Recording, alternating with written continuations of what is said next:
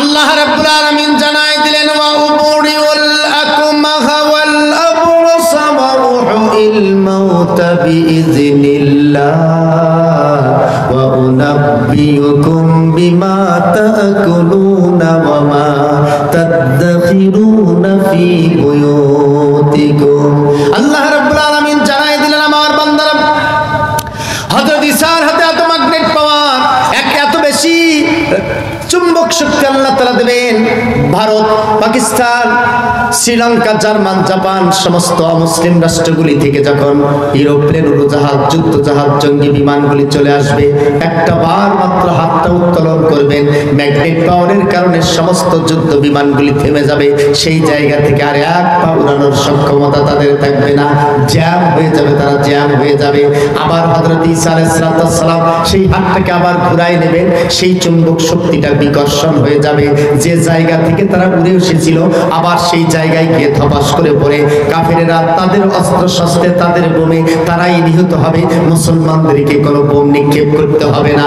হযরত ঈসাকে আল্লাহ রাব্বুল আলামিন সেই জ্যাম নামক একটি ম্যাগনেট পাওয়ার দিয়ে দেবেন, বলেন সুবহানাল্লাহ। শুধু তাই নয় ভাইজান, আল্লাহ রাব্বুল আলামিন জানাই দিলেন ওয়া উনাব্বিউকুম বিমা তাকুলুনা ওয়া মা তাদখিরুনা ফি বুয়ুতিকুম। এত বেশি তথ্য প্রযুক্তির জ্ঞান আল্লাহ তাআলা হযরত ঈসার মাথার ভিতরে ঢুকাই দেবে।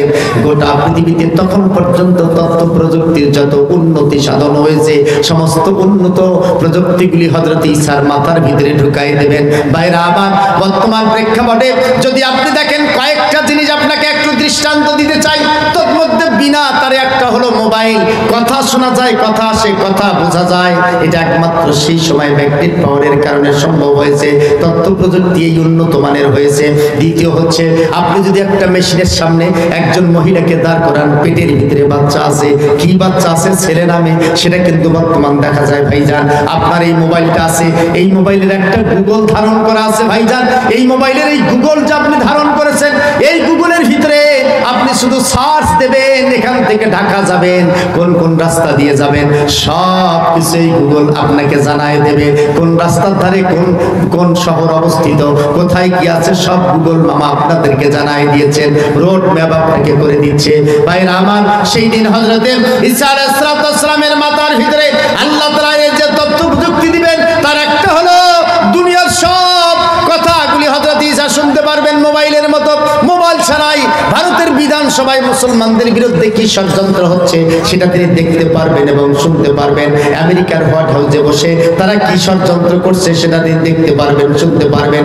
জাতিসংঘে বসে মুসলমানদের বিরুদ্ধে কি কলকাঠি নাচতেছে, কারা নাচতেছে, এইটা তিনি বুঝতে পারবেন, শুনতে পারবেন। এমনকি আল্লাহ তাআলা বললেন ওয়া উনাব্বিউকুম বিমা তাকুলুনা ওয়া মা তাদখিরুনা ফি বুয়ুতিকুম।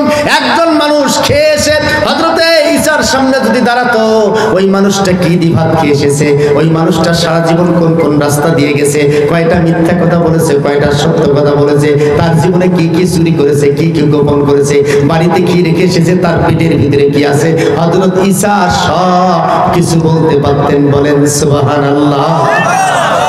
আলট্রাসোনোগ্রামের জ্ঞানও তার আছে, গুগলের জ্ঞান আল্লাহ ঢুকাই দিয়েছে।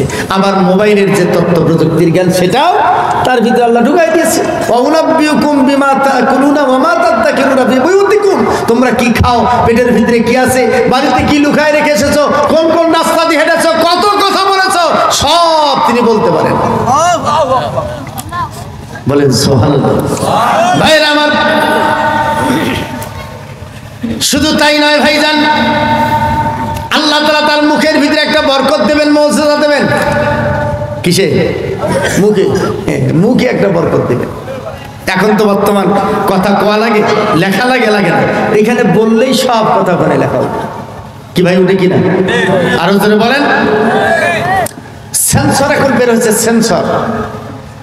সেন্সর এটা অনেকে হয়তো যারা প্রযুক্তি নাড়ানাড়ি করে তারা অনেকে বোঝেন ভাইজান। সেন্সর, সেন্সরটা হলো যে এখন গাড়ি চলতেছে ড্রাইভার ছাড়া, গাড়ি চালাচ্ছে রাস্তায় ড্রাইভার ছাড়া, যেখানে উঁচা আছে ঠিকই গাড়ি ব্রেক করে, খাল থাকলে গাড়ি এক পা আগাবে না, পানিতে নামাতে দেবেন গাড়ি আগাবে না, ওই সেন্সর সেট করা আছে। সেখানে একটা মেধা সেখানে সেট করা আছে, সেন্সর মেধা, যে মেধার কারণেই গাড়িটাকে নিয়ন্ত্রণ করছে, কন্ট্রোল করছে।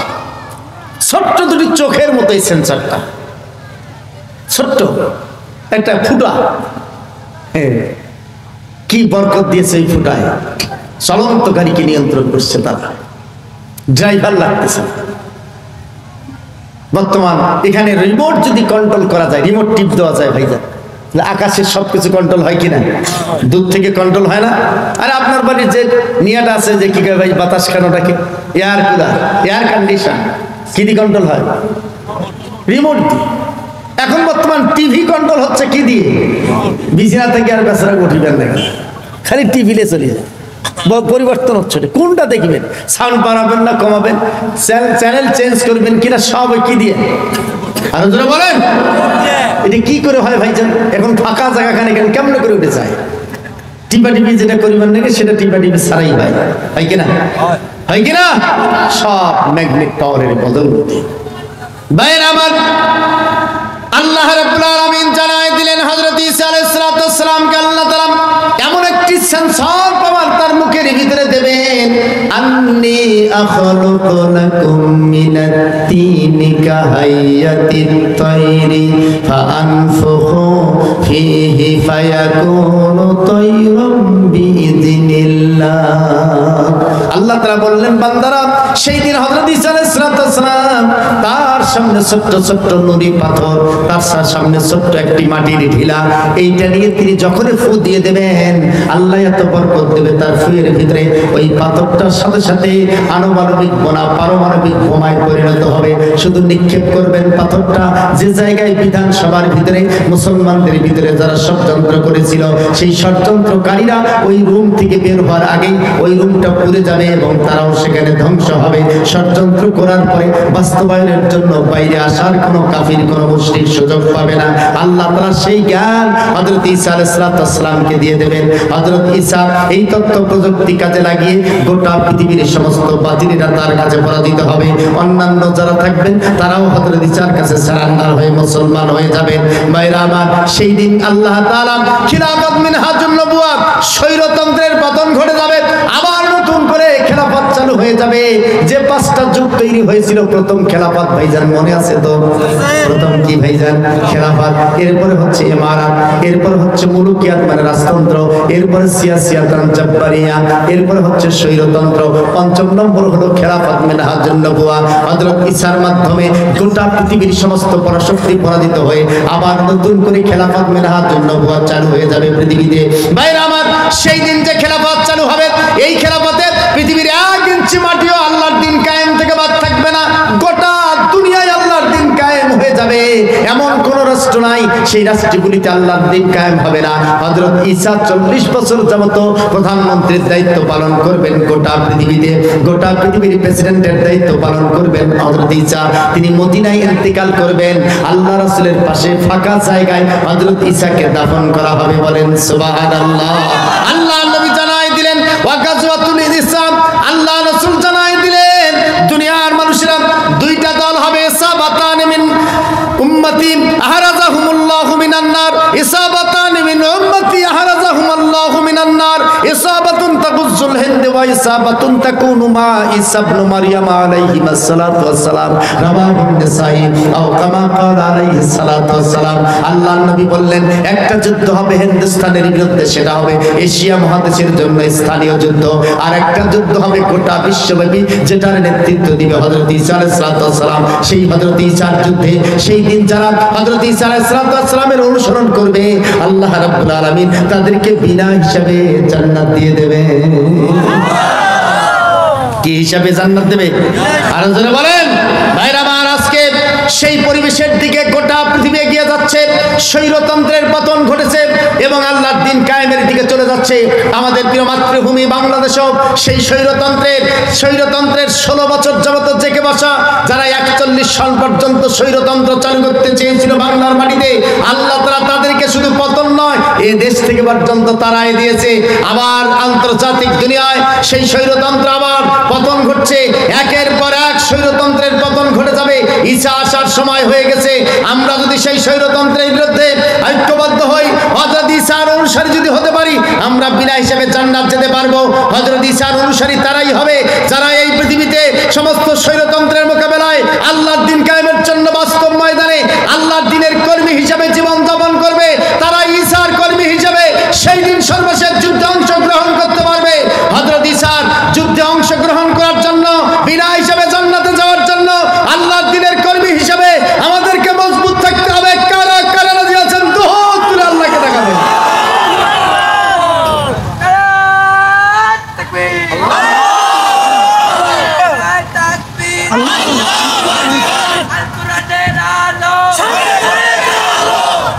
আল্লাহ তাআলা কবুল করুক সবাই আমিন। ওয়া আখিরু দাওয়ানা আনিল হামদুলিল্লাহি রাব্বিল আলামিন। আসসালামু আলাইকুম ওয়া রাহমাতুল্লাহি ওয়া বারাকাতুহু।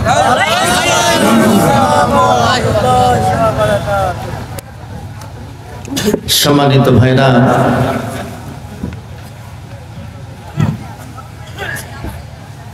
আমরা আজকে কোরআন শুনতে এসেছি, ঠিক না?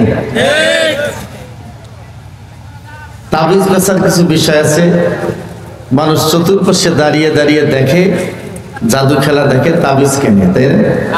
তাফসীর মাহফিল থেকে এরকম কি এরকম মনে করেন যে ভাইরা দাঁড়িয়ে আছে, তাফসীর মাহফিল আদব হচ্ছে বসে শোনা, নীরবতার সাথে শোনা। এই যে আমার এই যে ভাই লাল জামা গাদ দিয়েছেন, ভাই জানে একটু সামনে আইসেন, তো একটু সামনে আইসেন। আপনার ভটভট করে দেখা যাচ্ছে তো দিয়েছেন, দিয়েছেন ওটা না বসিয়ে দিয়েছেন, আমার বড় দিয়েছেন, আইসেন সামনে আইসেন।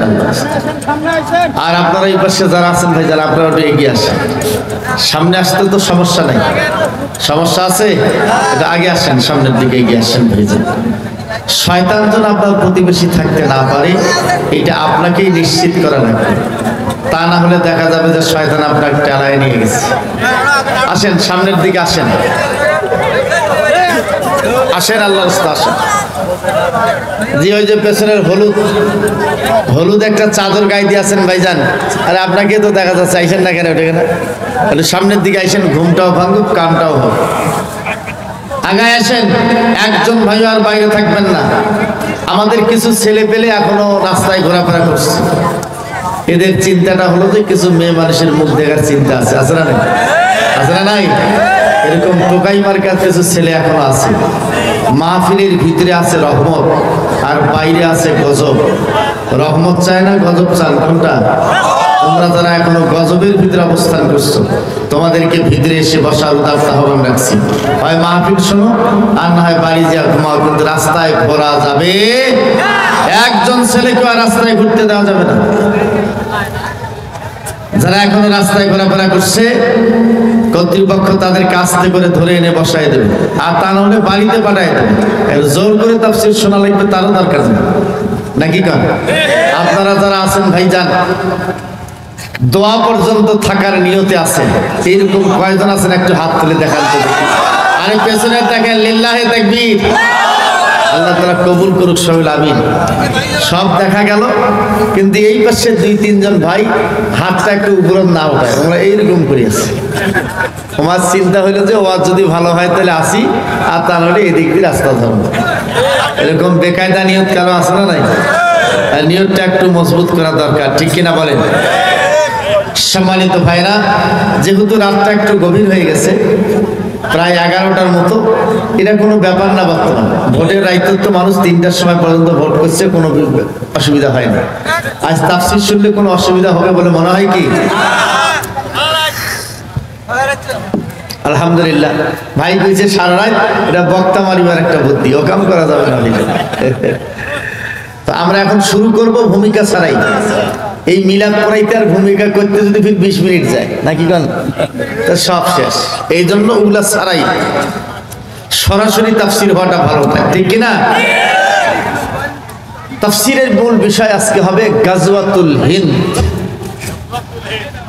হিন্দুস্তানের বিরুদ্ধে মুসলমানদের একটা যুদ্ধ হবে, যে যুদ্ধের কথা আল্লাহর নবী ভবিষ্যৎবাণী করেছেন। কয়টা যুদ্ধ হবে? একটা হিন্দুস্তানের বিরুদ্ধে, এটা হচ্ছে স্থানীয় যুদ্ধ, আর একটা আন্তর্জাতিক যুদ্ধ হবে।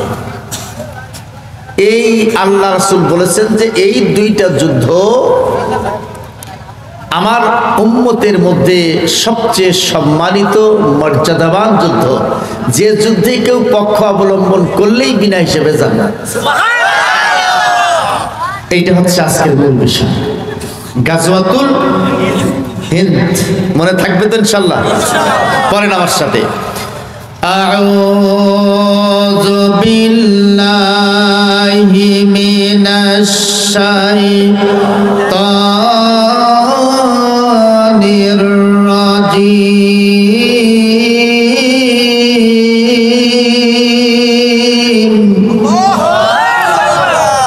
বিসমিল্লাহির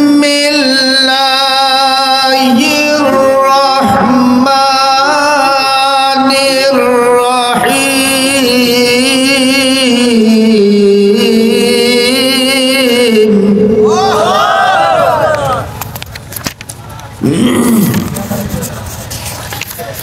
ومكروا ومكر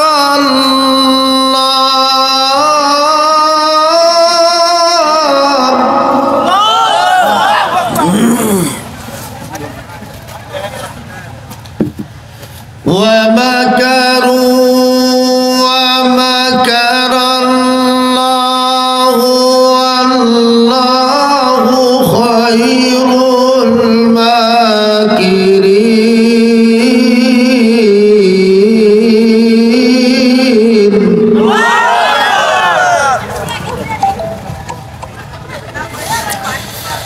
إذ قال الله يا عيسى إني متوفيك ورافعك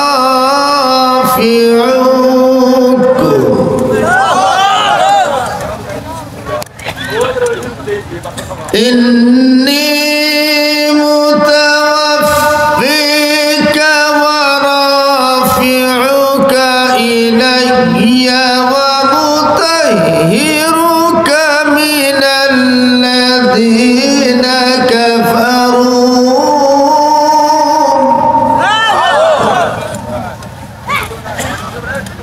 من الذين كفروا وجاعل الذين اتبعوك فوق الذين كفروا إلى يوم القيامة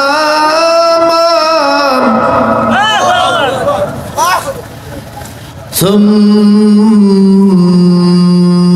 إلي مرجعكم فأحكم بينكم فيما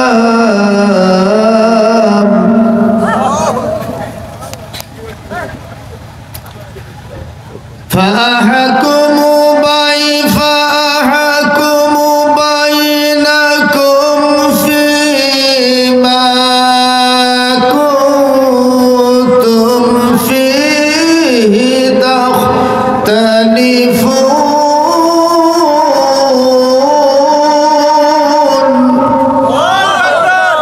صدق الله العظيم.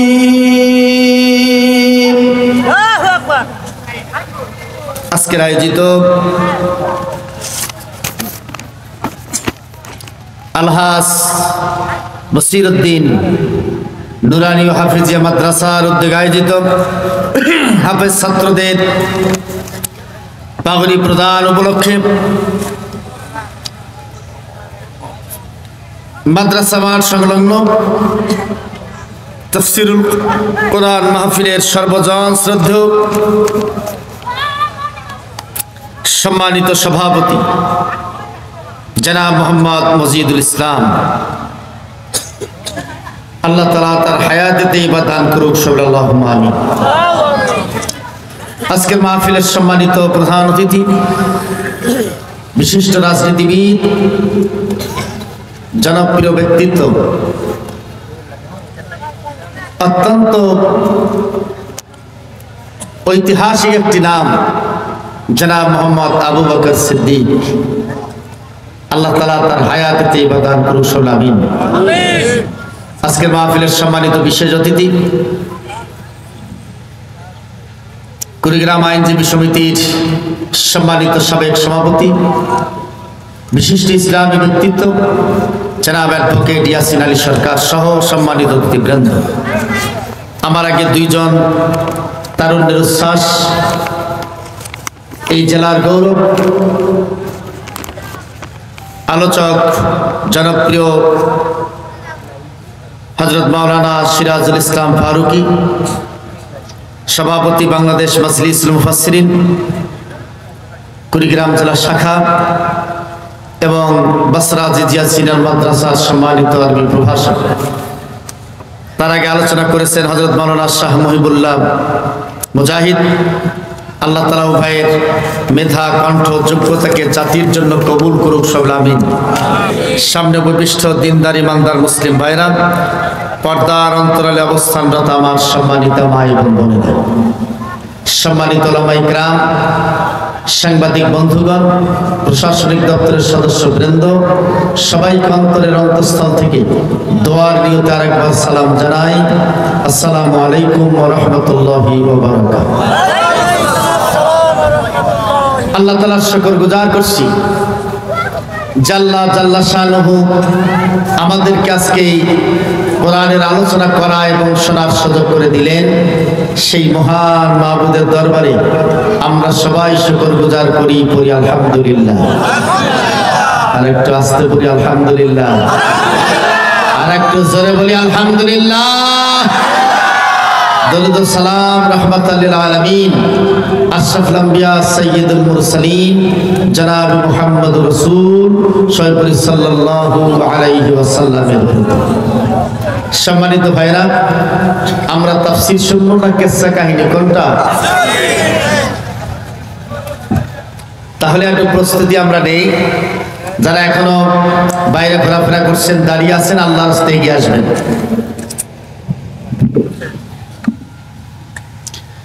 সম্মানিত ভাইরা,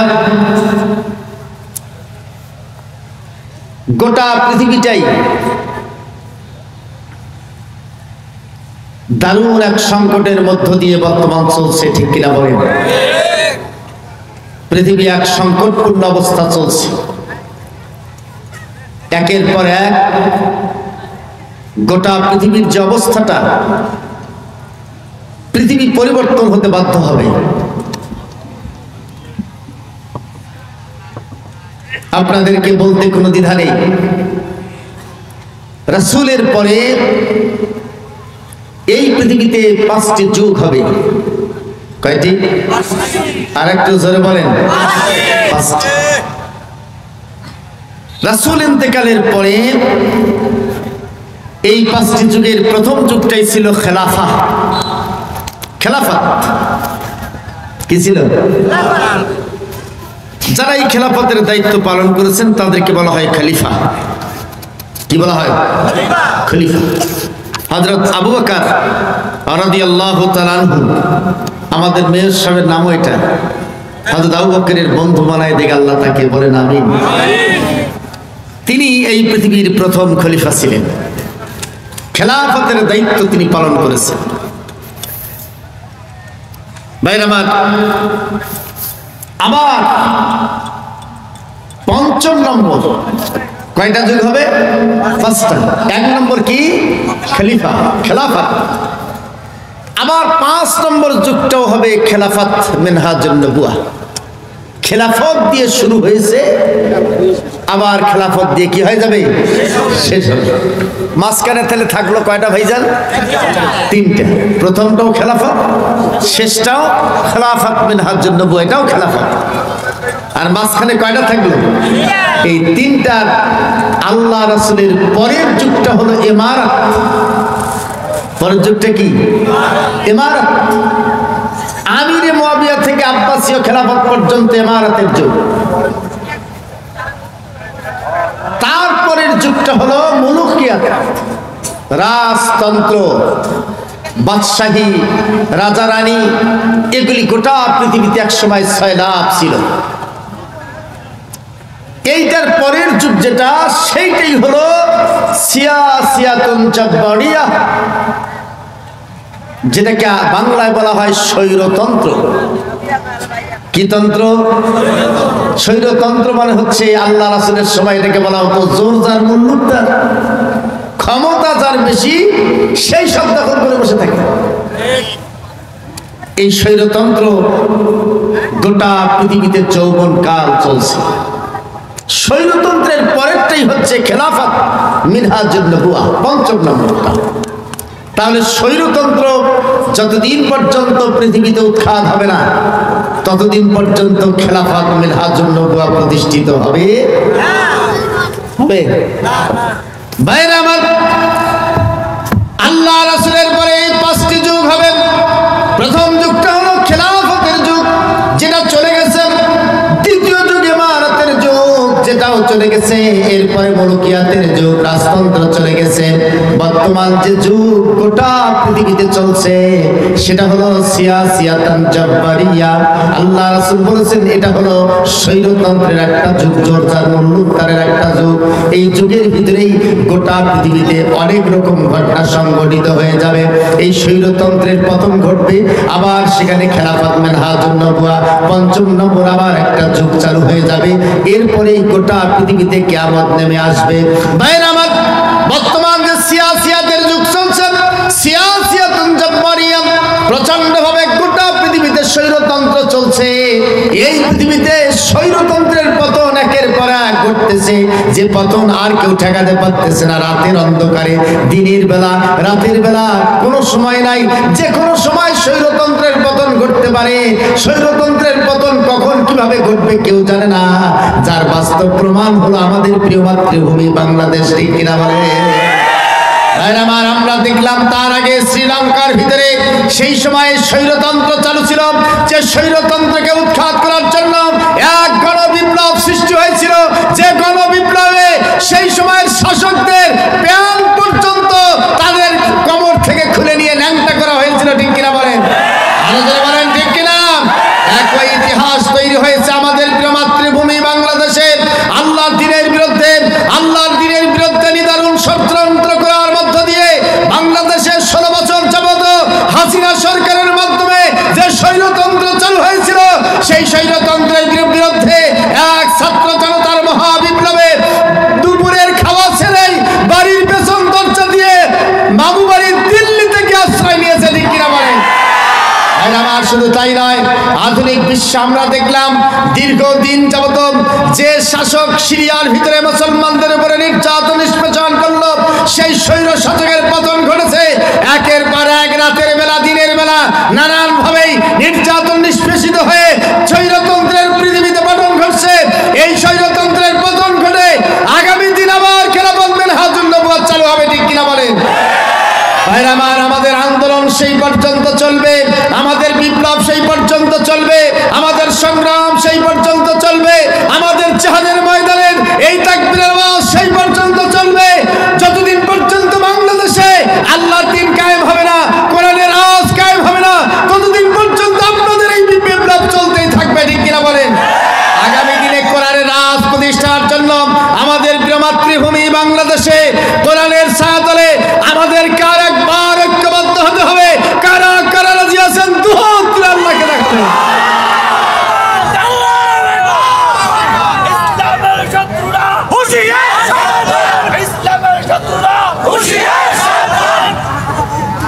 আল্লাহ তাআলা কবুল করুক, সবাই আমিন। আর একটু জোরে বলেন আমিন। রাজি আছেন তো আপনারা? আরো জোরে বলেন রাজি আছেন? ভাইরা আমার, বলবেন যে হুজুর গোটা পৃথিবীতে বাতিলদের এই পরাশক্তি, পৃথিবীর বর্তমান মুসলমানদের সংখ্যা মাত্র 250 কোটি, এর দ্বিগুণ হলো কাফির। 500 কোটি হচ্ছে বাতিলেরা। এই বাতিলেরা 500 কোটি বাতিল, তাদেরকে পরাজিত করে মুসলমানরা বিজয় লাভ করবে, এটা দুঃস্বপ্ন ছাড়া আর কিছু না। এরকম চিন্তা কারো আছে না নাই? এটা কি করে সম্ভব হবে? কিভাবে সম্ভব? এইটা অনেকের মাথায় চিন্তা এখনো শুরু হয়ে গেছে, অনেকের শুরু হয়েছে। ভাইরা আমার, আপনারা অনেকে সূরা রুম পড়েছেন, গুলিবাতির রুম। রোম রাজ্য বিজয়ের জন্য রাসূলকে যখন সংবাদ দেওয়া হলো, অনেক মুনাফিক, কাফির, মুশরিক, বেঈমানেরা হাসাহাসি করত যে কি কাণ্ড, নিজের কয়টা লোক নিয়ে রোম বিজয় করবে, তারই আবার সুসংবাদ দেয় নাকি কোরআন। আছে না নাই? আরো জোরে বলেন। ভাইরা আমার, বদরের প্রান্তরে সেই দিন আবু জেহেল 24 জন নেতা সহ 1000 সশস্ত্র বাহিনী গোটা রুমের পক্ষ থেকে সেই দিন গিয়েছিল। আর মুসলমানদের ছিল নাঙ্গা ভুক্কা মাত্র 313 জন। যে 313 জন মুসলমান নাঙ্গা ভুক্কা ছিল ভাইজান, যাদের হাতে কোনো অস্ত্র ছিল না, যাদের যুদ্ধ করার মতো কোনো প্রস্তুতি ছিল না, সেই সমস্ত নাঙ্গা ভুক্কা 313 জন সে মুসলমান সৈনিক, আল্লাহ রাসূলের সৈনিক, আল্লাহ রাসূলের সাহাবা সেই দিন 1000 সশস্ত্র সেনাবাহিনীর বিরুদ্ধে, আবু জেহেলের সেনাবাহিনীর বিরুদ্ধে বিজয় লাভ করেছে। যে আল্লাহ এটা করাইছেন সেই আল্লাহ এখনো আছে না আরো জোরে বলেন আছে না নাই? মাত্র 313 জন 1000 রাষ্ট্রীয় শক্তির বিরুদ্ধে, সৈন্যবাহিনীর বিরুদ্ধে বিজয় লাভ করেছিল সেই দিন। আল্লাহ সেই দিন যেভাবে গোটা আরবের সমস্ত মুশরিকদের উপরে 313 জন মুসলমানদের ইমানের শক্তি নিয়ে ময়দানে দাঁড়ানোর কারণে আরব ভূখণ্ডে তাদেরকে বিজয় দিয়েছিলেন। উহুদের প্রান্তরে সেই দিন মাত্র 1000 সৈন্য নিয়ে 3000 আরব সৈন্যবাহিনীর বিরুদ্ধে বিজয় লাভ করেছিল। 3000 মুসলিম সৈন্য মুতার অভিযানে রোম সম্রাটের 1 লক্ষ বাহিনীর বিরুদ্ধে বিজয় লাভ করেছিল। এই শক্তি কোন অস্ত্রের শক্তি ছিল না, এই শক্তি কোন যুদ্ধ শক্তি ছিল না, এই শক্তি ছিল ইমানের শক্তি। আজকে ভারতের কাছে আমরা বলতে চাই, আমাদের দিকে চোখ রাঙাবেন না। 18 কোটি মুসলমান, তাদের যে ইমানি শক্তি আছে, এই শক্তি দিয়ে ভারতকে তছনছ করা যাবে, ঠিক কিনা বলেন? গোটা পৃথিবীর মুসলমানদের সবচেয়ে বড় শক্তি হলো ইমানি শক্তি, যেটা কাফিরদের নাই, মুসলমানদের আছে, ঠিক কিনা বলেন? ভাইরা আমার, আল্লাহ রাব্বুল আলামিন জানাই দিলেন, ওয়া'দাল্লাহুল্লাযীনা আমানু মিনকুম ওয়া আমিলুস সালিহাতি লায়াস্তাখলিফান্নাহুম ফিল আরদি কামাস্তাখলাফাল্লাযীনা মিন ক্বাবলিহিম ওয়া লায়ুমাক্কিনান্না লাহুম دينهم الذي ارتضى لهم وليبدلنهم من بعد خوفهم أمنا يعبدونني لا يشركون بي شيئا ومن كفر بعد ذلك فأولئك هم الفاسقون।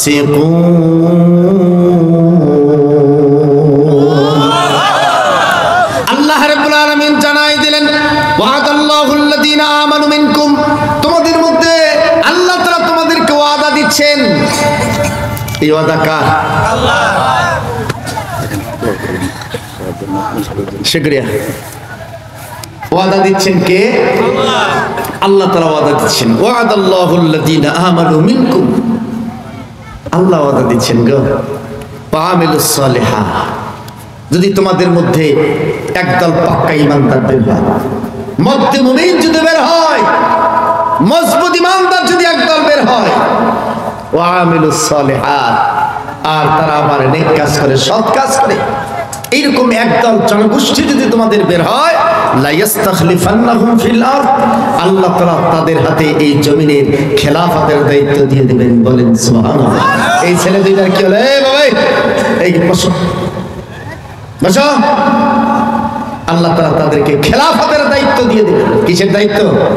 আরো জোরে বলেন। খেলাফত, শাসন ক্ষমতা দিয়ে দেবেন আল্লাহ তাআলা। একটা হচ্ছে ইমানের মজবুতি, আর একটা হলো আমলে সালেহ। আমলে সালেহ। অন্য আয়াতে আল্লাহ তাআলা বললেন, ওয়ালাউ আন্না আহলাল কুরা আমানু ওয়াত্তাকাউ লাফাতাহনা আলাইহিম বারাকাতিম মিনাস সামাই ওয়াল আরদ। আল্লাহ রাব্বুল আলামিন জানাই দিলেন, দুনিয়ার মানুষরা, যদি তোমরা ইমানের মজবুতি আনতে পারো, ওয়াত্তাকাউ, আর যদি গোটা পৃথিবীতে আল্লাহর দ্বীন কায়েমের মাধ্যমে তাকওয়ার পরিবেশ যদি তোমরা সৃষ্টি করতে পারো, লাফাতাহনা আলাইহিম, তোমাদের জন্য আল্লাহ তাআলা খুলে দেবেন বারাকাতিম মিনাস সামাই ওয়াল আরদ, আসমান এবং জমিনের সকল বরকতের দরজা তোমাদের জন্য খুলে দেবেন। বলেন সুবহানাল্লাহ। কিসের দরজা? বরকতের দরজা, রহমতের দরজা খুলে দেবে। যে রহমত এবং বরকত স্বৈরতান্ত্রিক শাসন ব্যবস্থায় পৃথিবী থেকে উঠে যায়, স্বৈরতান্ত্রিক শাসন ব্যবস্থার সময় আল্লাহর রহমত থাকে না, আল্লাহর গজব চলে নেমে আসে। এই কাজগুলি এই বাতিলেরা করে, গোটা পৃথিবীতে মূর্তি নির্মাণ করে এই মূর্তির মাধ্যমে গোটা পৃথিবীর বরকত তারা নষ্ট করে দিয়েছে। সমস্ত অফিস আদালতে মানুষের ছবি লটকায়, যে ঘরে ছবি থাকে প্রাণীর ছবি আর কুকুর থাকে, আল্লাহ রাসূল বলেছেন ওই ঘরে রহমতের ফেরেশতা থাকে। গোটা দেশের সমস্ত অফিস আদালতগুলিতে তারা এই কামটাই করেছে ভাইজান। দুইজনের ছবি লটকাই দিয়েছে। কার কার? বঙ্গবন্ধুর ছবি আর হাসিনার ছবি। অফিস আদালত থেকে সমস্ত আল্লাহ রহমতের ফেরেশতা তারা তারাই দিয়ে আস্তে করে ঘুষ খাওয়া, দুর্নীতি করার আখড়া হিসাবে অফিসগুলিকে পরিণত করেছিল, ঠিক কিনা বলেন? এমনকি টাকার ভিতরে বঙ্গবন্ধুর ছবি দিয়ে গোটা জাতির শরীরটাও যেন রহমত শূন্য হয়, আল্লাহর রহমতের ফেরেশতা যেন মানুষের কাছে আসতে না পারে, পকেটে টাকা রাখার, ছবিওয়ালা টাকা রাখার ব্যবস্থা করেছে, ঠিক কিনা বলেন? আজকে আমরা সরকারের কাছে দাবি জানাতে চাই, রাস্তার মোড়ে মোড়ে যে সমস্ত নেতার ছবি ভেঙে ঘুরে দেওয়া হয়েছে, আজকে আমরা বলতে চাই স্বৈরতান্ত্রিক প্রত্যেকটি রাষ্ট্রে যেভাবে নেতার পূজারীদের নেতারকে ভেঙে গুরমা চুরমার করে দেওয়া হয়েছে, অফিস আদালত থেকে তাদের ছবিগুলিকে টেনে হেঁচড়ে নামানো হয়েছে, টাকার উপর থেকেও বঙ্গবন্ধুর ছবিকে সরাতে হবে, ঠিক কিনা বলেন? রাজি আছেন এই কথার সাথে একমত? রাজি আছেন একমত? টাকার সাথেও এই ছবি সরাতে হবে। এটা রহমত বরকত শূন্য করার এক ষড়যন্ত্র। ভাইরা আমার, স্বৈরতান্ত্রিক শাসন ব্যবস্থায় আল্লাহ রাব্বুল আলামিন যারা এই পৃথিবীতে স্বৈর শাসন করবে তাদের এক সময় পতন ঘটে যাবে। গোটা পৃথিবীর স্বৈরতন্ত্রের যৌবনকাল চলছে, সেই যৌবনকালের ভিতরে দোলা রেখেছে ভাইজান, তাদের যৌবনকালটা এবারে ভাটির দিকে চলে যাচ্ছে। তার মানে আস্তে আস্তে স্বৈরতন্ত্রের ভাটির দিকে যৌবনকালটা নিঃশেষ হয়ে যাচ্ছে, বৃদ্ধ বয়সের দিকে চলে যাচ্ছে। স্বৈরতন্ত্রের পতন ঘটলেই সেই জায়গায় খেলাফত মেনহাজুন নবুয়া সৃষ্টি হয়ে যাবে। ভাইরা আমার, যদি আজকে আপনাদেরকে একটা দৃষ্টান্ত আমি দেই, স্বৈরতন্ত্র বিংশ শতাব্দীতে আমরা দেখেছিলাম ইরানের মাটিতে রাজা শাহ পাহলভী স্বৈরতন্ত্র চালু করেছিল। স্বৈরতন্ত্রের উৎখাত ঘটে ইরানের মাটিতে আল্লাহর দ্বীন কায়েম হয়েছে। তুরস্কের মাটিতে কামাল আতাতুর্কের নেতৃত্বে ধর্মনিরপেক্ষতার নামে স্বৈরতন্ত্র চালু হয়েছিল। সেই স্বৈরতন্ত্র উৎখাত হওয়ার পরে সেই জায়গার ভিতরে এরদোগানের নেতৃত্বে আল্লাহর দ্বীন কায়েম হয়ে গেছে। বসনিয়ার মাটিতে স্বৈরতন্ত্র চালু ছিল, সেই স্বৈরতন্ত্র উৎখাত হয়ে আল্লাহর দ্বীন কায়েম হয়েছে। চেচনিয়ার মাটিতে আল্লাহর দ্বীন কায়েম হয়েছে। লিবিয়াতে একটানা 41 বছর যাবত কর্নেল গাদ্দাফির স্বৈরতন্ত্র উৎখাত হয়ে আল্লাহর দ্বীন কায়েম হয়ে গেছে ভাইজান। এইভাবে যদি আপনি দেখেন, সেই মিশরের মাটিতেও সেই সময় হুসনে মোবারকের স্বৈরতন্ত্র উৎখাত হয়ে আল্লাহর দ্বীন কায়েম হয়েছিল মুরসির নেতৃত্বে। তার মানে স্বৈরতন্ত্র যেখানে উৎখাত হয়ে যায়, আল্লাহর দ্বীন সেখানে কায়েম হয়ে যায়। আজকে প্রিয় মাতৃভূমি বাংলাদেশেও স্বৈরতন্ত্রের উৎখাত হয়েছে। আজ হোক কাল হোক এদেশে আল্লাহর দ্বীন কায়েম হবে, কোনো শক্তি তা ঠেকাতে পারবে না, ঠিক কিনা বলে? ভাইরা আমার, সেই স্বৈরতন্ত্রের উৎখাতের পরে আবার আল্লাহর দ্বীন কায়েমের জন্য আমাদেরকে আবার ময়দানে থাকতে হবে।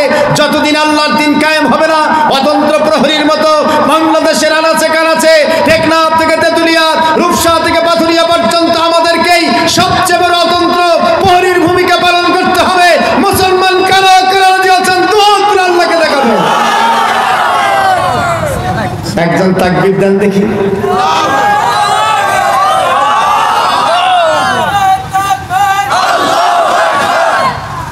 আল্লাহ তাআলা কবুল করুক সব। আমি আমাদের তাকবীর দেওয়ার চেহারার একটা সংখ্যা কম দেখেছি।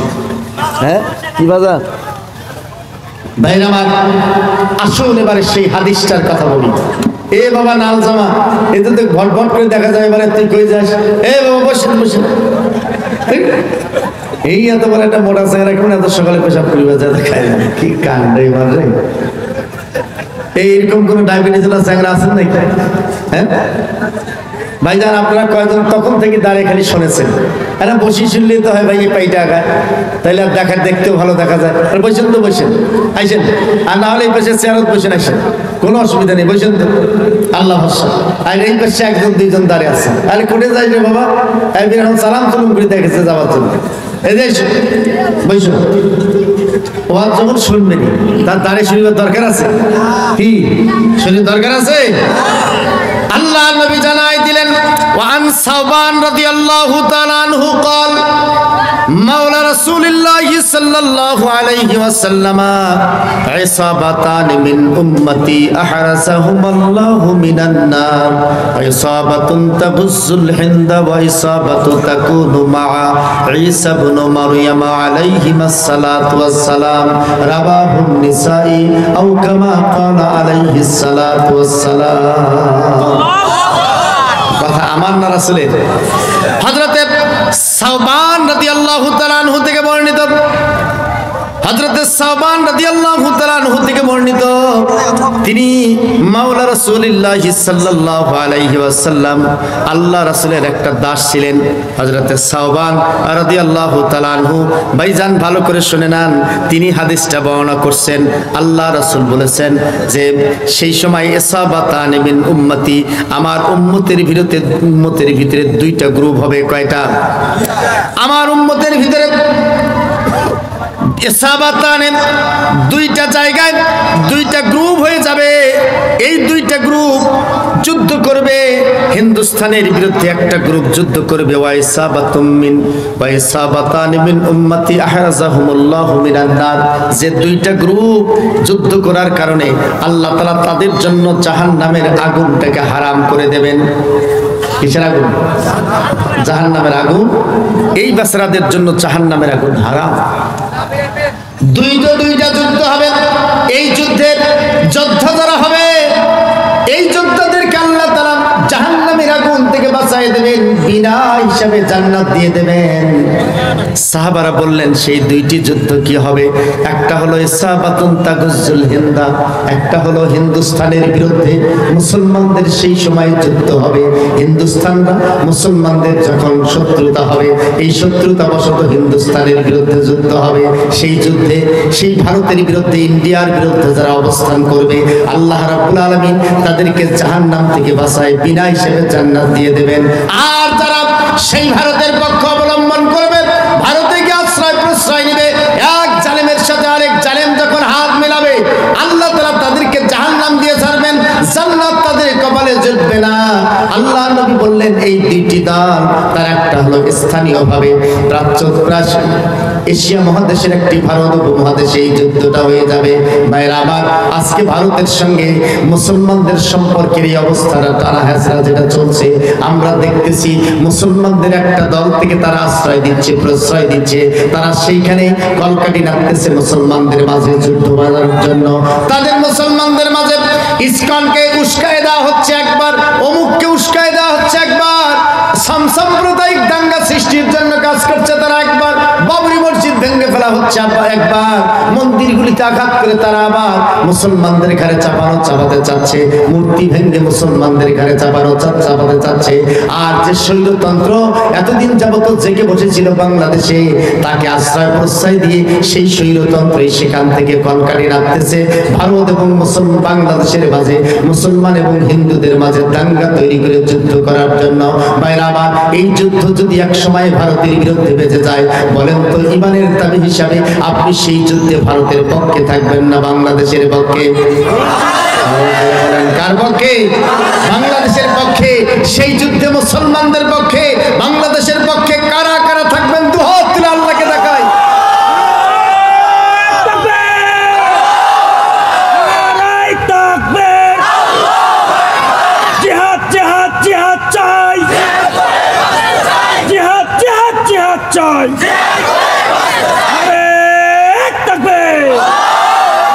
আল্লাহ তাআলা কবুল করুক সবাই আমিন। আর একটা গ্রুপ আমাদের মুসলমানদের মাঝে আছে, আমার যদি চাল পিঠটা করেন, তারপরও কি ভারতের বিরুদ্ধে আসবে? আরো জোরে বলেন, আরো জোরে বলেন। তোমরা কোথায় যে আশ্রয় নেবে? ভারত। এই হিন্দুস্তানের বিরুদ্ধে যুদ্ধে যারা মুসলমানদের পক্ষ অবলম্বন করবে, তারাই একমাত্র জান্নাতি। এই সার্টিফিকেট আমার না, রাসূলের। কার? আরো জোরে বলেন। আর যারা ভারত ভারতের পক্ষে আশ্রয় নেবে তারা কি আলোচনা বলেন জাহান্নামী। ভারত মুসলমানদের কখনোই বন্ধু রাষ্ট্র হতে পারে না, তারা হয় নাই। এই যুদ্ধের ব্যাপারে আল্লাহ রাসূলের সাহাবী হযরত আবু বকর হযরত আবু হুরায়রা বললেন, হাদিসটা দ্বিতীয় নম্বর হাদিস। وعن أبي هريرة رضي الله تعالى عنه قال وعدنا رسول الله صلى الله عليه وسلم غزوة الهند فإن أدركتها أنفق فيه نفسي ومالي وإن قتلت كنت أفضل الشهداء وإن رجعت فأنا أبو هريرة المحرم রাওয়াহু নাসাই। ভাইরা আমার, অত্যন্ত গুরুত্বপূর্ণ একটি হাদিস। জলিল কদর সাহাবী হযরত আবু হুরায়রা রাদিয়াল্লাহু তাআলা আনহু বর্ণনা করছেন। তিনি বলছেন ওয়াদানা রাসূলুল্লাহ সাল্লাল্লাহু আলাইহি ওয়াসাল্লাম, আল্লাহর নবী আমাদের কাছে ওয়াদা করেছেন। কে ওয়াদা করেছে? আরো জোরে বলেন। রাসূল ওয়াদা করেছেন। গাজওয়াতুল হিন্দ, গাজওয়াতুল হিন্দের ব্যাপারে আল্লাহর নবী ওয়াদা করেছেন।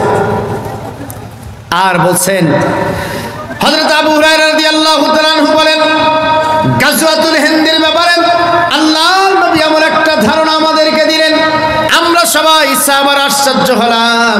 আমার তো মনে হলো ফাইন আদরাকতুহা, যদি আমি সেই যুদ্ধটা পেয়ে যাই, আল্লাহ যদি সেই পর্যন্ত আমাকে হায়াত দেয়, আনফিকু ফিহা নাফসি ওয়া মালি, আমার জীবনের সমস্ত সম্পদ এবং আমার জীবনটা গাজওয়াতুল হিন্দ ভারতের বিরুদ্ধে এই যুদ্ধের জন্য আমার জীবনটা এবং আমার সমস্ত সম্পদকে আমি বিতরণ করে দেব, আল্লাহর রাস্তায় দান করে দেব। ভারতের বিরুদ্ধে যুদ্ধের জন্য সেই জিহাদের ময়দানের জন্য আমার সমস্ত সম্পদ আমি দিয়ে দেব, আমার জীবনটা পর্যন্ত দিয়ে দেব।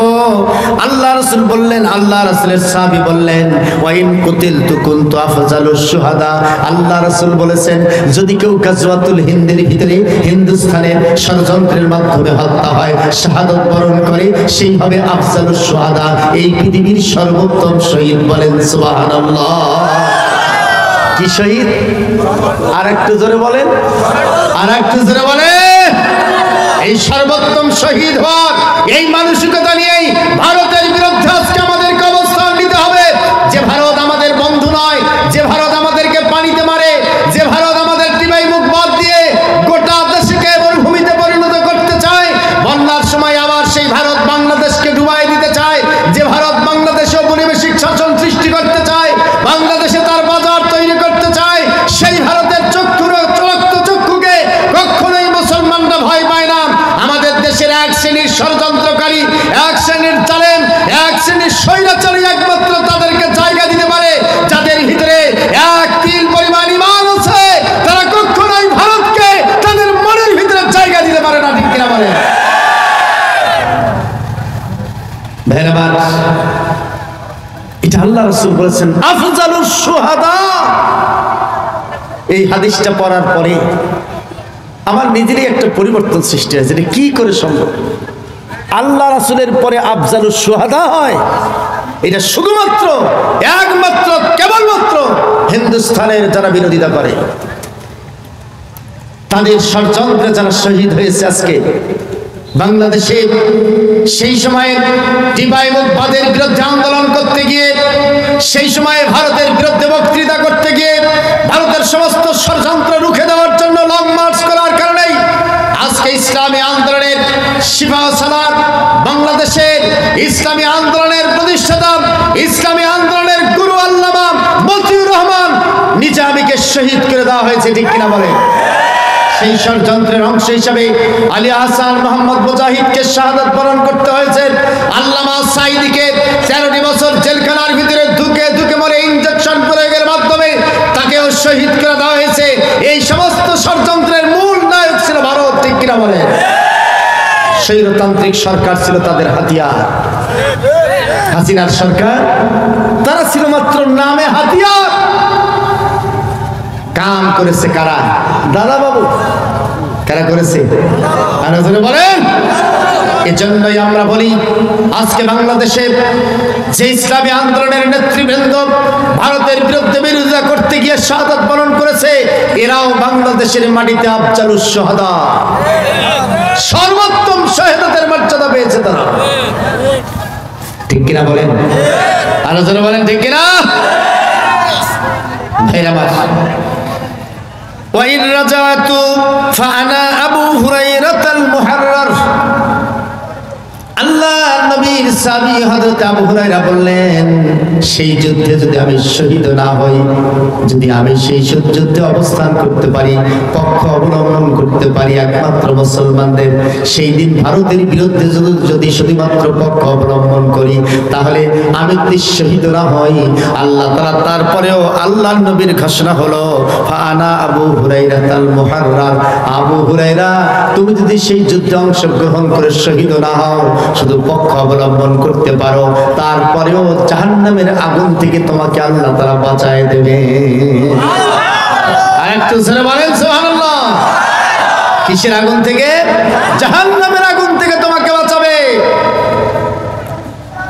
ভাইরা আমার, অতএব আল্লাহ রাসূল, হুজুর, ও হুজুর, এই হুজুর, তোমরা বড় হুজুরের ওয়াজ শুনে ছোট হুজুর চলে যান, মানসিকভাবে দেখেন এক হুজুরের ওয়াজ আর এক হুজুরের শুনে না। বসেন বাবা, বসেন, বসেন, পরে যাও, বসুন, যাওয়া যাবে না বাবা। হ্যাঁ, কি হয় না, মানুষকে দেখেন হুজুরের ওয়াজ শুনে আরেক হুজুর চলে যাচ্ছে, তোমরা যেভাবে পাগড়ি মাথা দিয়ে যাচ্ছেন, কি হয় না, যাওয়া যাবে না, বসুন। ভাইরা আমার, খারাপ লাগতেছে? খারাপ লাগতেছে? যুদ্ধ হবে কয়টা? একটা হচ্ছে গাজওয়াতুল হিন্দ, আর একটা যুদ্ধের কথা হাদিস শরীফের ভিতরে আছে। গাজওয়াতুল হিন্দের ব্যাপারে হাদিস শরীফের ভিতরে মোট প্রায় 6টা হাদিস আছে ভাইজান। কয়টা? আরো জোরে বলেন। এই 6টা হাদিস বর্ণনা করিবার গেলে আজ এইটাতে শেষ হবে, এই জন্য এই 2টা হাদিস বর্ণনা করলাম। এরপরে আমি দ্বিতীয় আরেকটি হাদিস, ওই হাদিসের দ্বিতীয় অংশ যেটা, একটা হলো গাজওয়াতুল হিন্দ আর একটা হলো গাজওয়াতুল ঈসা ইবনে মারইয়াম।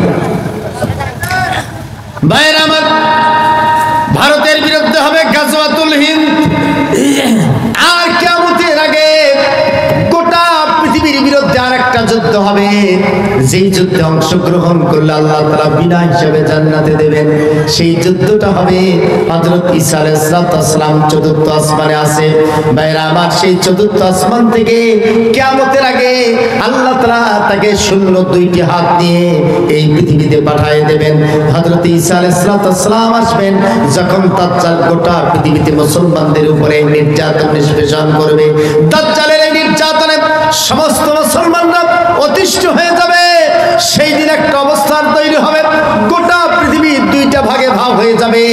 একটা দল হিজবুল্লাহর পক্ষে থাকবে, আর একটা হবে হিজবুশ শয়তান।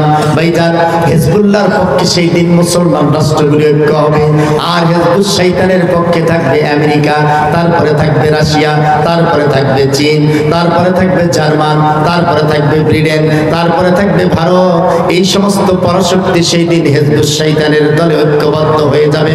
ভাইরা আমার, আমেরিকা, রাশিয়া, চীন, ফ্রান্স, জার্মান, জাপান, ভারত সহ সমস্ত পরাশক্তিগুলি মুসলমানদের উপরে পরাজিত করার জন্য, তাদেরকে গোটা পৃথিবী থেকে নাস্তানাবুদ করার জন্য তারা ঐক্যবদ্ধ হবে। তাদের যুদ্ধ বিমান, জঙ্গি বিমান, তাদের স্কাড ক্ষেপণাস্ত্র, তাদের আণবিক বোমা, তাদের পারমাণবিক বোমা, তাদের সমস্ত কিছুকে ঐক্যবদ্ধ করবে, একদিকে করবে, আর মুসলমানরা একদিকে হয়ে যাবে। তারা তাদের অস্ত্র শস্ত্র সজ্জিত করবে। সেই দিন দুর্বল মুসলমানদের আর কোনো উপায় থাকবে না, শুধুমাত্র আল্লাহর কাছে মুসলিমের মতো দোয়া করতে থাকবে, আর হায় হায় করতে থাকবে যে আমাদের এখন কি উপায়টা হবে। সেই সময় আল্লাহ রাব্বুল আলামিন গোটা পৃথিবীর নেতৃত্ব দেওয়ার জন্য মুসলিমদের পক্ষে চতুর্থ আসমান থেকে হযরত ঈসাকে দামেস্কের মসজিদের ভিতরে নামায় দিয়ে যাবে। বলেন সুবহানাল্লাহ।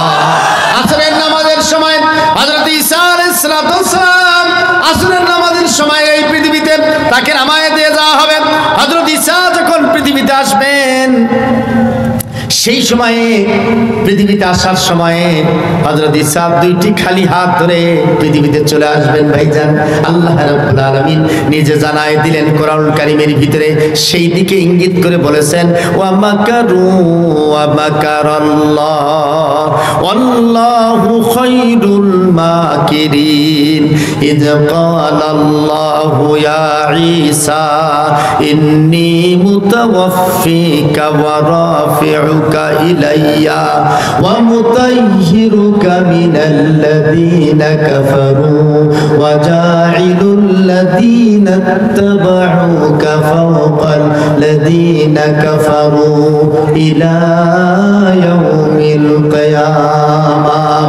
আল্লাহ রাব্বুল আলামিন জানাই দিলেন হযরত ঈসা আলাইহিস সালামের বিরুদ্ধে ষড়যন্ত্র করে ফাঁসির মঞ্চে ঝুলাতে চেয়েছিল।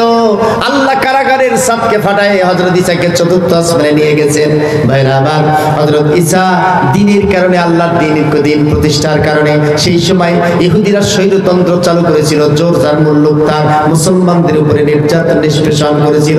হযরত ঈসা একাই প্রতিবাদ করেছিল, কিছু হাওয়ারিগুন তার সঙ্গী সাথীদেরকে নিয়ে। ভাইরা আমার, সেই সুবাদে সেই কারণেই হযরত ঈসার বিরুদ্ধে মিছিল করতেছিল, ঈসার ফাঁসি চাই। হযরত ঈসাকে ফাঁসির মঞ্চে ঝোলানোর জন্য তারা সেদিন রায় দিয়েছিল কোর্টের ভিতরে। ইহুদি গোত্র প্রধান এই রায় দিল। আল্লাহ রাব্বুল আলামিন কোরআনের ভিতরে জানায় দিলেন, ওয়া মাকারু ওয়া মাকারাল্লাহ আল্লাহু খায়রুল মাকিরিন। আল্লাহ তাআলা বললেন হযরত জিবরিলকে, জিবরিল রে, তারা তো আমার নবীকে ফাঁসি দেওয়ার জন্য ফাঁসির রশি তৈরি করেছে, রায় দিয়ে দিয়েছে, সবকিছু করেছে। তুমি একটা কাজ করো, আমার নবীকে ইজ ক্বালাল্লাহু ইয়া ঈসা ইন্নী মুতাওয়াফফিকা ওয়া রাফিউকা ইলাইয়া, কাবার সেই কারাগারের ছাদকে ফাটায় আমার নবী ঈসাকে তুমি চতুর্থ আসমানে নিয়ে আসো। হযরত জিবরিল সেই কারাগারে আসলেন। মিশরের সেই কারাগার থেকে হযরত ঈসা আলাইহিস সালামকে কারাগারের ছাদ ফেটে তাকে চতুর্থ আসমান নিয়ে গেলেন। আল্লাহ তাআলা হযরত জিবরিলকে বললেন, জিবরিল রে, তারা ষড়যন্ত্র করেছিল আমার নবীর বিরুদ্ধে, আমি শুধুমাত্র একটু কৌশল অবলম্বন করতে চাই, তুমি এই কৌশলটা একটু দেখো তো কেমনে হয়। হযরত জিবরিল বললেন, আল্লাহ কি করে কৌশল অবলম্বন করবেন? আল্লাহ তাআলা বললেন, দেখো তাদের গোত্রপতি হযরত ঈসার ফাঁসির মঞ্চ পরিদর্শনের জন্য আসতেছে। ভাইরা আমার, সেই সময় ইহুদির গোত্রপ্রধান ফাঁসির মঞ্চ পরিদর্শনের জন্য একদল কর্মী বাহিনী নিয়ে এসে কারাগারের সামনে কর্মী বাহিনীদেরকে বলল, তোমরা বসো, আমি একটু ভিতরে দেখে আসি সব ঠিকঠাক আছে কিনা। যখন ইহুদি গোত্র প্রধান ভিতরে ঢুকেছে, আল্লাহ বললেন, ওয়া মাকারাল্লাহ, জিবরিল আমি একটু সামান্যতম কৌশল করতে চাই। জিবরিল বললেন, আল্লাহ কি কৌশল করবেন? হযরত জিবরিলকে আল্লাহ বললেন, হযরত ঈসার একটা মুখোশ, স্কিন একটা মুখোশ, এই মুখোশ একটা ফটোকপি আস্তে করে ইহুদি গোত্র প্রধানের মুখে এই প্লাস্টিক সার্জারির মতো করে পরায় দাও, যেন ইহুদি গোত্র প্রধানকে দেখতে হুবহু ঈসার মতো দেখা যায়। তারপরে দেখো ঘটনাটা কি ঘটনা ঘটে। ভাইরা আমার, হযরত জিবরিল একটা প্লাস্টিক মুখোশ, হযরত ঈসার মুখোশ আস্তে করে সেই ইহুদি গোত্র প্রধানের মুখে পরাই দিল। ইহুদি গোত্র প্রধানকে দেখতে হুবহু ঈসার মতো দেখা যাচ্ছিল। যখন ইহুদি গোত্র প্রধান ভিতরে ঢুকলো, সব দেখলো, কিন্তু ঈসা নাই। ফাঁসির মঞ্চ আছে, ফাঁসির রশি তৈরি করা আছে, কিন্তু হযরত ঈসাকে কোথাও পাওয়া যাচ্ছে না। এই বাচ্চারা ঘোরাঘুরি করে আন্দোলনরত কর্মী বাহিনীর কাছে এসে দরজার সামনে বলতেছিল, তোমরা তো ঈসার ফাঁসির জন্য আন্দোলন করছো, ফাঁসির রায় পর্যন্ত দিয়েছি, সব কিছু ঠিক আছে, কিন্তু ভিতরে ঈসা নাই। বাইরের আন্দোলনরত কর্মী বাহিনীরা বলল, তোমার যে মৃত্যু তো আর কেউ নাই, তুমি তো ঈসা। এত বড় মিথ্যা কথা তুমি বলতে পারো? এই কথা বলাও শেষ নাই, দৌড়ে গিয়ে ধরাও শেষ নাই। যার যে কয়টা পিল গুছি চরতাপির খবর লাথি দেওয়া দরকার মনের সুখে ভাইজান দিয়ে দিয়েছে। তারা আনন্দ করতে করতে হযরত ঈসা মনে করে ইহুদি গোত্র প্রধানকে ফাঁসির মঞ্চে ঝুলাই দিয়েছে, যে আল্লাহ সেই দিন ঈসার পরিবর্তে ইহুদি গোত্র প্রধানকে ফাঁসির মঞ্চে ঝুলাই দিয়েছিল, সেই আল্লাহ বর্তমান আছে না না? আরো যারা বলেন আছে না নাই? আজকে তোমরা যারা ইসলামের জন্য মানুষদের উপরে নির্যাতন নিষ্পেষণ করে ফাঁসির মঞ্চে ঝুলাইছো, জেল খাটাইছো, সেই আয়না ঘরে রেখে বন্দী করেছিল, খুন গুম করেছিল, সেই স্বৈরতন্ত্রের উপরে আবার সেই উল্টা অ্যাকশন শুরু হয়েছে। তারাও যদি আসে একবার দুইবার না, বর্তমান যতগুলি মামলা হাসিনা সরকারের বিরুদ্ধে হয়েছে একবার দুইবার না, 200 বার ফাঁসির মঞ্চে ঝুললেও তোমার জুলুম শেষ হবে না। ঠিক কিনা বলেন? জায়না ঘর তোমরা তৈরি করেছিলে আল্লাহর দ্বীনের মুজাহিদদেরকে নির্মম নির্যাতন করার জন্য। সেই আয়না ঘরে আজকে তোমাদেরকেই যেতে হবে। যে খুন গুমের শিকার করেছিলে তার প্রত্যেকটি রক্তের ফোঁটার বিনিময়ে তোমাদেরকে বদলা নেওয়া হবে। এই বদলা আমরা নেব না, এই বদলা নেবেন কে? ওয়াতিলকাল আইয়ামু নুদাবিলুহা বাইনান নাস। তোমরা যতটুকু জুলুম করবে সেই পরিমাণ বদলা তোমরা নিতে না পারলেও নেবে কে? সেই আল্লাহ এখনো আছে না না? আসতে কান আছে না নাই? আল্লাহ এখন আছে না নাই? ইহুদি গোত্র প্রধান ফাঁসির মঞ্চ চলে গেল। আনন্দ করতেছিল তারা, চতুর্দিক থেকে প্রকাশ হয়ে গেল ঈসার ফাঁসি হয়ে গেছে। যারা আল্লাহ রাসূল হযরত ঈসা আলাইহিস সালাতু ওয়াস সালামের যারা অনুসারী ছিলেন ভাইজান, তারা অত্যন্ত কান্নাকাটি করতেছিলেন। আর যারা ইহুদি, তারা লাশটাকে লাঞ্ছনা করার জন্য, লাশটাকে অপমান করার জন্য আসতেছিলেন। দীর্ঘ সময় আন্দোলনের পরে লাশটাকে নামায় মাটির গাঁটির ভিতরে শুইয়ে দেওয়া হলো। হযরত জিবরিলকে আল্লাহ তাআলা বললেন, জিবরিল রে আর একটু কৌশল একটু অবলম্বন করো। হযরত জিবরিল বললেন, আল্লাহ কি কৌশল অবলম্বন করব? হযরত জিবরিলকে আল্লাহ বললেন, গোত্রপতির ভিতরে ঈসার যে মুখোশটা পরায় দিয়েছিলে ওইটা এবার আস্তে করে স্কিন সার্জারি, প্লাস্টিকের সার্জারি, স্কিনটা খুলে নিয়ে আসো, অরিজিনাল গোত্রপতি তাদেরকে দেখায় দাও, দেখো তার পরবর্তীর খেলাটা কি জমে যায়। ভাইরা আমার, হযরত জিবরিল আলাইহিস সালাতু ওয়াস সালাম ঈসার মুখ থেকে মুখোশটা এবারে তুলে নিলেন। হঠাৎ করে একজনের চোখ পড়ল লাশের উপরে, আত্মচিৎকার করে উঠল, সর্বনাশ ঘটনা, এটা না ঈসা না, এটা না আমাদের গোত্রপতি। আল্লাহ তাআলা কোরআনে বলছেন ভাইজান, মূলবীর কথা না, কথা কার? ওয়ামা কাতালুহু ওয়ামা সালাবুহু ওয়ালাকিন শুববিহা লাহুম। আল্লাহ তাআলা বললেন, ওয়ামা কাতালুহু, তোমরা আমার নবী ঈসাকে হত্যা করতে পারো নাই। ওয়ামা সালাবুহু, আমার নবী ঈসাকে তোমরা ফাঁসির মঞ্চে ঝুলাতে পারো নাই। ওয়ালাকিন শুববিহা লাহুম, বরং তোমাদের গোত্রপতিকে ঈসা বানায় আমি ফাঁসির মঞ্চে ঝুলাই দিয়েছি। সে আল্লাহ এখনো আছে না নাই? ভাইরা আমার, ভালো করে বসে নেন ভাইজান। এ চা দেওয়া পানি কই গেল রে আমার, গেছি আমরা রে। ভাইরা আমার, বন্ধুগণ আমার, যে ঘটনাটা ঘটে গেল, বাইরে থেকে যারা হযরত ঈসাকে অপমান করার জন্য আসতেছিল ভাইজান, তারা এসে দেখতেছে হযরত ঈসা নয়, এটা হচ্ছে তাদের গোত্রপতি। এইটা দেখার সাথে সাথে তারা বলছে, আমরা বুঝতে পেরেছি আপনারা ষড়যন্ত্র করে ক্ষমতার লোভে ঈসাকে ভাগায় দিয়ে গোত্রপতিকে ফাঁসির মঞ্চে ঝুলাই দিয়েছেন। ভিতরে যারা ছিল তারা বলছে যে না, এই ধরনের কোনো উদ্দেশ্য আমাদের ছিল না। বাইরের কর্মী আর ভিতরের কর্মী, একই দলের দুই কর্মী দুই ভাগ হয়ে গেল। তাদের মাঝে এবারে বিতর্ক শুরু হয়ে গেল। এরপরে তর্কাতর্কি, তারপরে হাতাহাতি, তারপরে মারামারি। 1 বছরের মাথায় গোটা দেশ থেকে আল্লাহ তাআলা ইহুদি জাতিকে ধ্বংস করে দিয়েছিলেন, সেই আল্লাহ এখনো আছে না নাই? আর যারা বলেন আছে না নাই?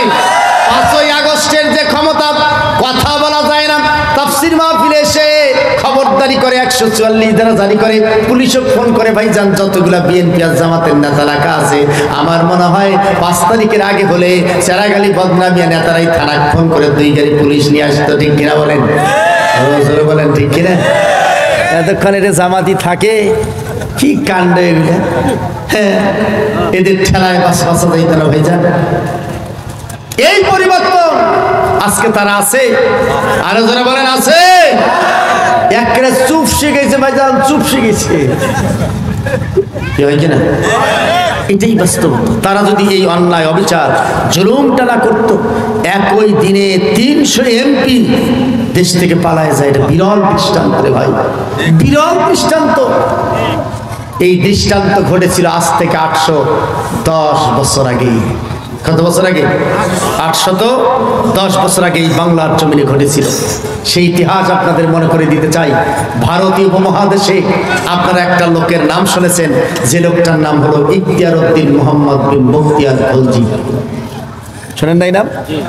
ইখতিয়ার উদ্দিন মোহাম্মদ বিন বখতিয়ার খলজি বাংলার মাটিতে আজ থেকে 810 বছর আগে, সেই সময়ে রাজা লক্ষণ সেন ছিল বাংলার রাষ্ট্রপতি, রাষ্ট্রপ্রধান, প্রধানমন্ত্রীত্বের দায়িত্ব পালন করতেছিল সেই সময়ে রাজা লক্ষণ সেন। সেই রাজা লক্ষণ সেন মুসলমানদের উপরে জুলুম করেছিল, নির্যাতন করেছিল, ভালো চাকরি নিতে দেয় নাই, জঙ্গিবাদ, মৌলবাদ, নানান কথা বলে গোটা দেশের মুসলমানদেরকে তারা পদদলিত করার চিন্তা করেছিল, হেয় প্রতিপন্ন করার চিন্তা করেছিল। তার এই ষড়যন্ত্রের মোকাবেলায় ইখতিয়ার উদ্দিন মোহাম্মদ বিন বখতিয়ার খলজি মাত্র 17 জন যুবক নিয়ে রাজা লক্ষণ সেনের রাজ দরবারে এসে এত উঁচু স্বরে আল্লাহু আকবারের তাকবীরের আওয়াজ দিয়েছিল, 17 জন যুবকের কণ্ঠের তাকবীরের আওয়াজে আকাশ বাতাস প্রকম্পিত হয়েছিল। রাজা লক্ষণ সেনের রাজ দরবার প্রকম্পিত হয়েছিল। রাজা লক্ষণ সেন তাকবীরের আওয়াজের ভয়ে খাওয়া ছেড়েই বাড়ির পেছন দরজা দিয়ে দৌড় মেরেছে। সেই একই ইতিহাস 810 বছর পরে বাংলার তরুণ তামালেরা ছাত্র জনতা ঐক্যবদ্ধ হয়ে গণভবনের সামনে যে তাকবীরের আওয়াজ তুলেছিল, সেই তাকবীরের আওয়াজে 810 বছর পরে লক্ষণ সেনের উত্তরসূরি হাসিনার সরকারেও প্রকম্পিত হয়ে দুপুরের খাওয়া ছেড়েই পেছন দরজা দিয়ে চোরের মতো করে ভারতে পালায় গেছে। কিনা বলে? আর একবার সেই বাংলাদেশের বিপ্লবের জন্য, কোরআনের রাজ কায়েম করার জন্য আমাদেরকে আবার সেই ঐক্যবদ্ধভাবে তাকবীরের আওয়াজ বের করতে হবে। আমার যুবকের ভাইরা, সেই 17 জনের তাকবীরের আওয়াজের কণ্ঠে আবার তাকবীর দিতে হবে। কারা কারা দিয়েছেন দুহাত তুলে আল্লাহকে রাখবেন। একজন তাকবীর দেন দেখি, আল্লাহ বলছে।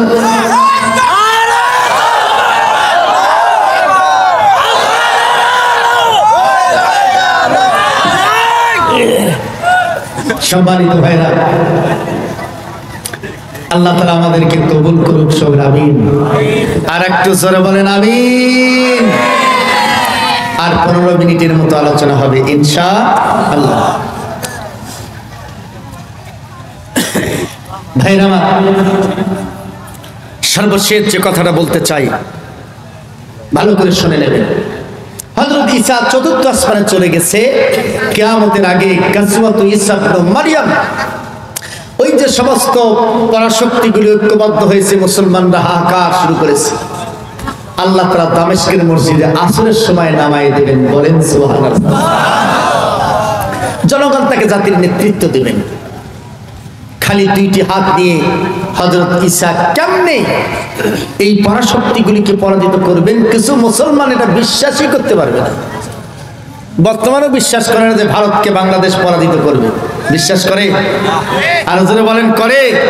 বাংলাদেশের এই বর্তমানে অনেক মুসলমান এটা বিশ্বাস করে না ভাইজান।